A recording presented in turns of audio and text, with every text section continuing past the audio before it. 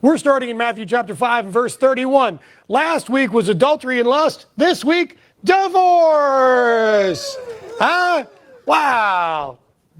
Bible stuff, right? Man, it's wild. So here we are, Matthew chapter 5, verse 31. Are you with me? Yes. Goes like this. It was said, whoever sends his wife away, let him give her a certificate of divorce. But I say to you that everyone who divorces his wife, except for the reason of unchastity, makes her commit adultery, and whoever marries a divorced woman commits adultery. So,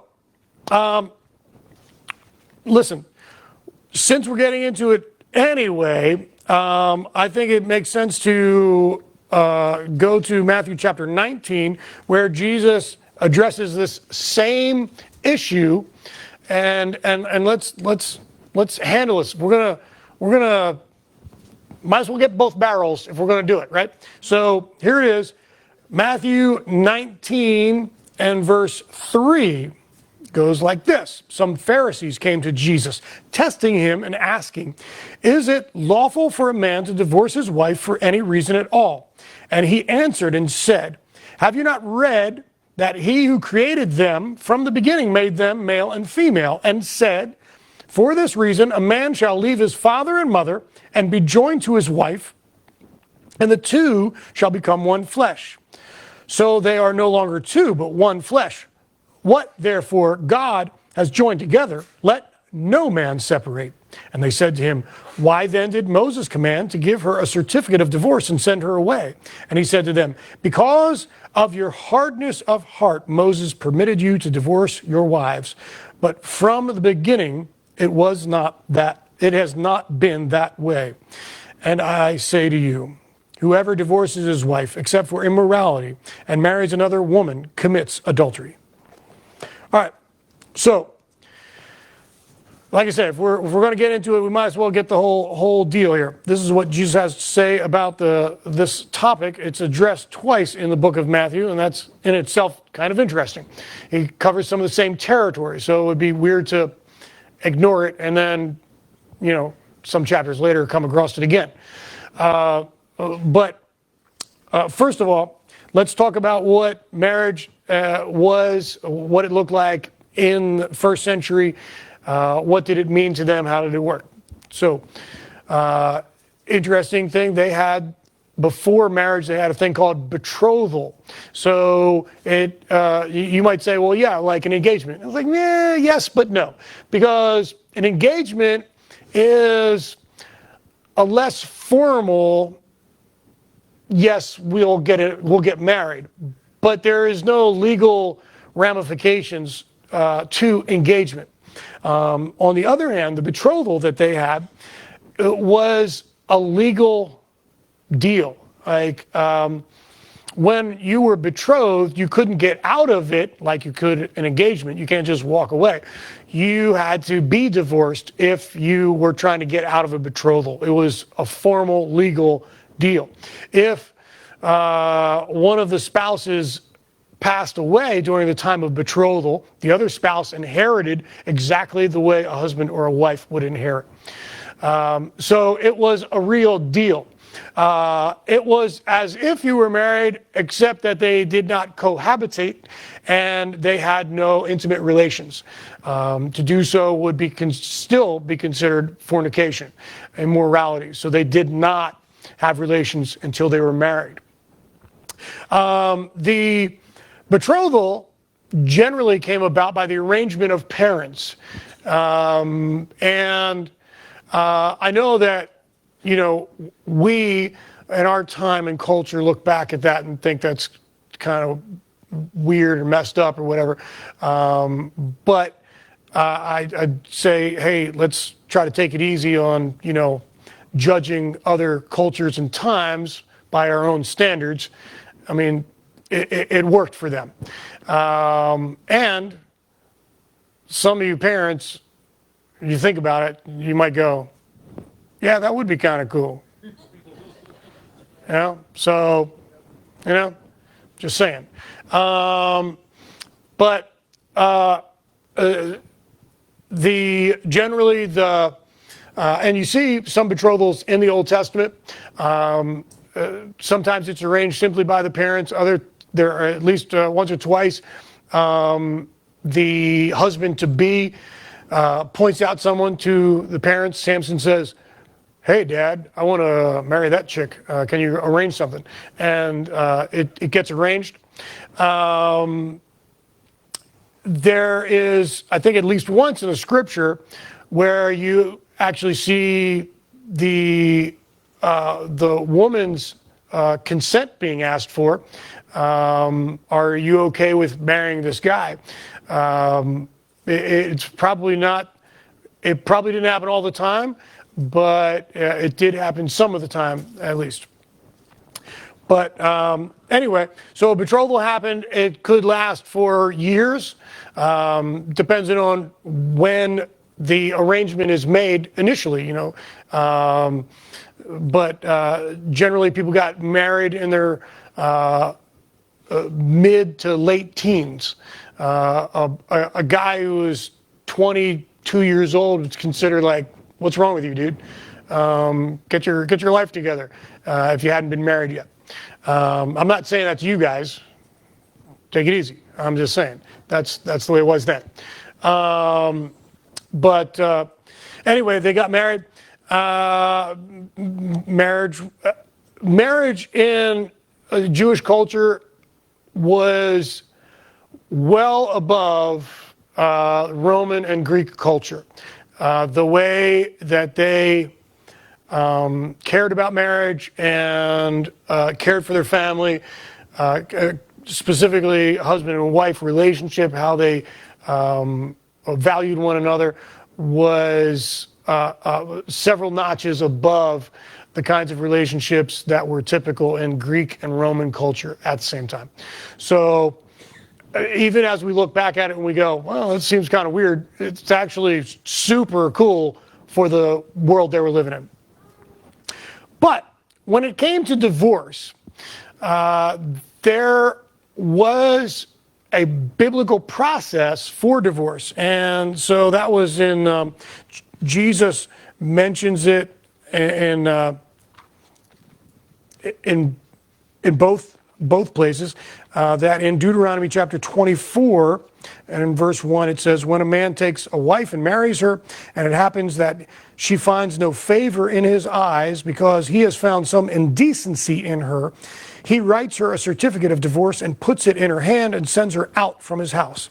So it is very simple and very concise. It doesn't go on to describe what amounts to indecency, but this is kind of what Jesus is addressing, right? In both cases, I suppose. Because the world that Jesus is living in, there are two schools of thought in the Jewish religion at this time as to when you can divorce someone.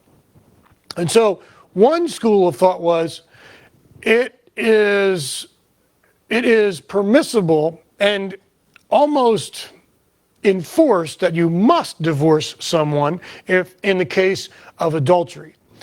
And the other school of thought was that you could divorce in any case of indecency, whether it be immorality, adultery, or whether it be indecent cooking or indecent looks, like, I don't like the way you look now,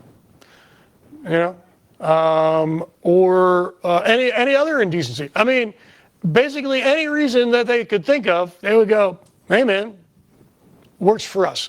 And that was actual religious school of thought, basically was, if a guy doesn't find favor with his wife, he's permitted to divorce her. And so Jesus is addressing that directly in chapter 19 and kind of indirectly here in the Sermon on the Mount. Because you'll notice that although the last couple and Jesus will do it again. He has this formula when he's introducing a topic, and he says, "You have heard that it was said, but I say to you." But that's not how this starts. And so, although in a lot of our Bibles you might see a division in between these two sections, and this might be considered a different section, but I think in the original sense, these were connected. And so Jesus went from talking about adultery is wrong, you guys know it's wrong, but I'm saying to you that you should not even be lusting after another woman in your eyes, because you have already committed adultery in your heart if you're doing that. And because it's leading to you divorcing your wife. That's what that's a potential reality. And these guys were living in a time when that was considered by some religious teachers a legitimate reason to divorce someone, is that you found someone more attractive than your first wife. And as crazy as that sounds, I guess it really only sounds crazy to us because it's in a religious because I agree it's crazy, but is the world feeling any different right about now? I mean, that's kind of, people will be like, you got to follow your heart. I mean, you're going to love who you love, follow like, no, man, that's not cool. But anyhow, not cool. And so Jesus is saying, he addresses these issues. He's addressing this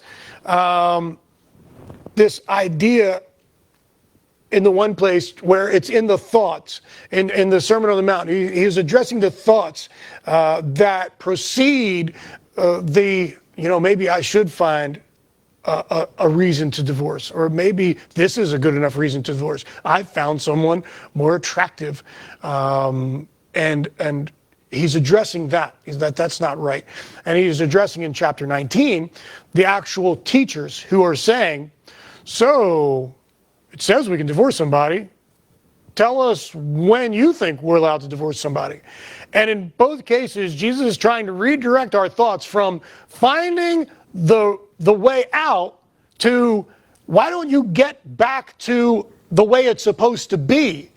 That are thinking about, and this is true in 100 different areas of our lives, where we're trying to find the easiest way to do what I know is wrong and find permission for it, find an excuse for it, when Jesus is pointing back to, just stop going there. Like, let's get back to the right way. And so he's pointing back to the ideal. And it's interesting that Jesus, when he gives his view of marriage, and talks about how we should think about divorce, right? The first step is you need to rightly understand marriage. If you rightly understood marriage, your perspective on divorce would be different. So he goes back to the garden. He doesn't pause in the Mosaic law. He goes all the way back to the garden and says, and reminds us that when God made humanity, that he was very deliberate in making male and female, right? I mean, you go back and read the story, God had originally made the human being, Adam, as a complete human, and then said, it's not good that he's alone. And even though he was complete in having everything that he needed, the one thing that he lacked was relationship. And so God removed from him some parts. It's not just a rib, but part of him, his characteristics, and then created woman. And so now, though in a sense he is less than he was, he's better because now he has relationship. And so Jesus is pointing back and saying, God deliberately made man and woman to have relationship. They're supposed to be together. They were meant to be together. And so that's what the will of God, the desire of God, and the design of God was so that man and wife would be united and never broken up. What God has put together, let no man take apart. That's his intention, and that's the ideal. And he knows that it's important because of design, that because of the will of God, and I'll add to that Ephesians chapter 5, and this should sound familiar. Ephesians chapter 5, verse 31, Paul, talking about husbands and wives, he quotes from the same place that Jesus quotes. He says, "For this reason a man shall leave his father and mother and shall be joined to his wife, and the two shall become one flesh." And then says, "And this mystery is great, but I am speaking with reference to Christ and the church." And so the biblical understanding of marriage is that it is designed by God to reflect his love for us. That it is God's intention that when the child looks at his parents, that he would see the love of God reflected in the way his father looks at his mother. That he would understand that there is an unconditional, unending love that's unbreakable. That he would understand that by seeing it reflected, imperfectly, but reflected in the husband and wife. And so God is so invested in the marriage that it goes so far as to say in Malachi, "I hate divorce." God, quote, "I hate divorce." It's because it does damage to the image he's trying to make, the impression he's trying to make, that he loves us unconditionally and unending. He loves us. And so it is difficult for him. And so that is divorce. Divorce is a difficult thing. So when Jesus addresses it, he says,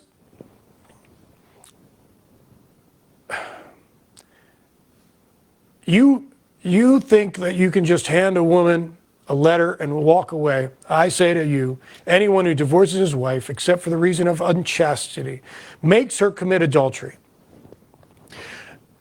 In saying this, he understands that, one, it's the husband's responsibility in their time and culture. The woman couldn't hardly divorce her husband. The husband only could simply write a letter and say, "We're divorced." And that's as simple as it was. But the wife could, in some circumstances, force him to divorce her, but she couldn't divorce him. So he knows that he is speaking to the husbands and saying, if you divorce that woman, you are forcing her to commit adultery, because she's going to have to go get married again. Because in this time, a woman couldn't hardly make a living to provide for herself without a husband. And so he's saying you are putting her in a position where she's going to have to get married again, and it's wrong. And so some read that as saying that Jesus is giving permission for divorce for unfaithfulness. If she has been unfaithful, then you can divorce her. And I understand that's fine if that's the way you read it. I'm not going to bust anybody's chops for that. But the way I read it is he's saying he's not giving permission for any divorce. He's saying you are making her commit adultery unless she's already committed adultery, in which case, yeah, that's the thing. But except for that, if she's already committed adultery, then otherwise you're making her commit adultery. You're making her an adulteress. And that's the way I'm reading it. Now, I know that sounds harsh. A bunch of people have been divorced. And yet I think that's what Jesus is saying. I think the scripture as a whole is fairly clear that divorce is never the ideal and cannot hardly ever be considered good. But there are times when it is preferable to the situation that a person is in.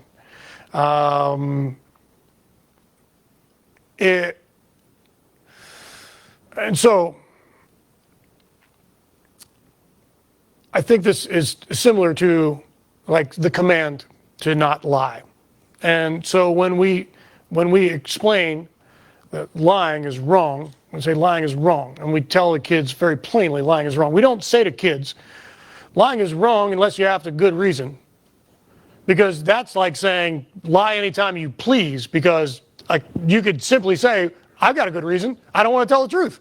And so you recognize that lying is wrong all the time. It's always wrong. But if you're hiding Jews in your attic and the Nazis knock on your door and you say to them, when they ask, are there any Jews in your attic? You say, no, sir. Yes, you lied. And that's not cool. But that is absolutely preferable to the other option. And everyone understands that.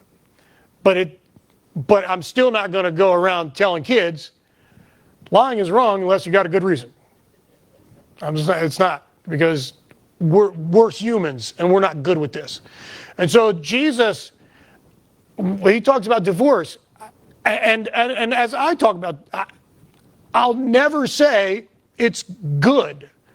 But there are times when it is better than the situation you're in.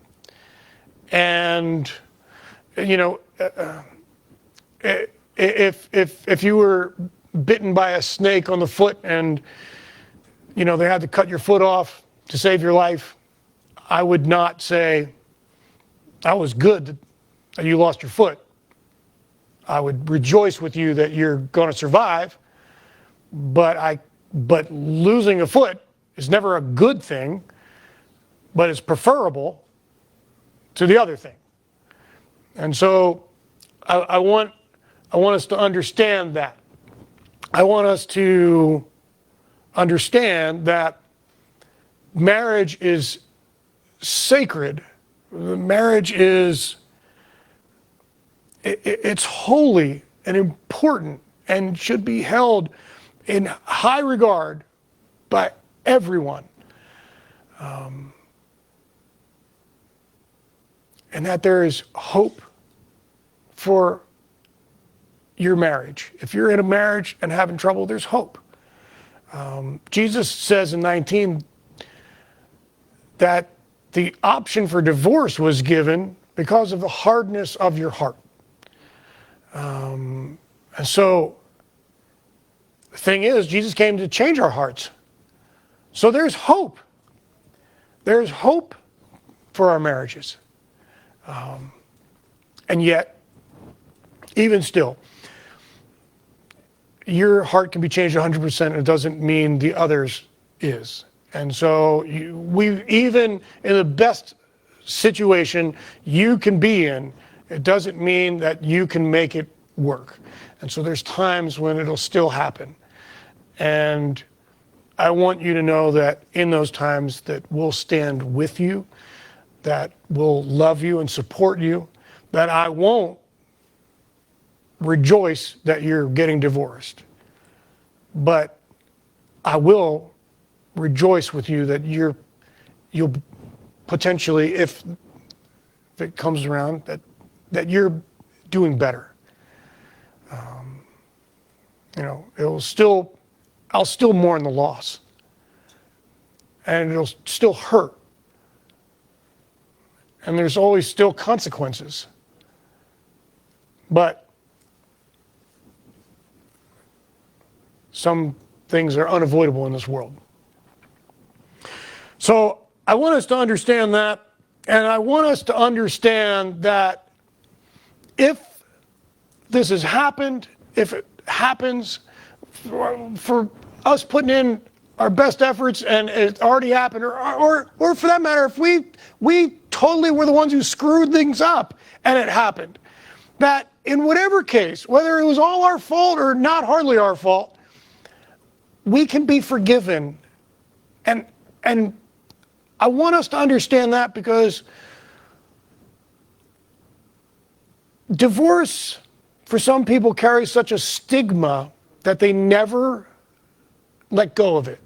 Like, people can get saved and have the identity of a former addict, a former thief, a former brawler, a former abuser. But for some reason, some people will carry the shame of being divorced for years and years. And when some people don't get past it. My mom was one of those people. She knew Jesus, she knew his love, but carried the shame of being divorced for years and years and years. I mean, it powerfully affected how she related to people. And I want everyone to know that it doesn't matter if it was your fault or their fault, whatever, you can be forgiven and let go of that shame. You can be forgiven and let go of that. You don't have to carry that. That doesn't have to be your identity. You can let it go. That in the same way you've been forgiven for all the other stuff you've done, you can be forgiven for that. You can let it go. And I want us to know that. I want us to understand, again, just understand the importance and the sacredness of marriage. But I want us to also understand that when divorce happens, it's not God's best, but it's not unforgivable either. We can get through this. And I want us to get through it together. I don't want you to be isolated and cut off because of a shame that you feel.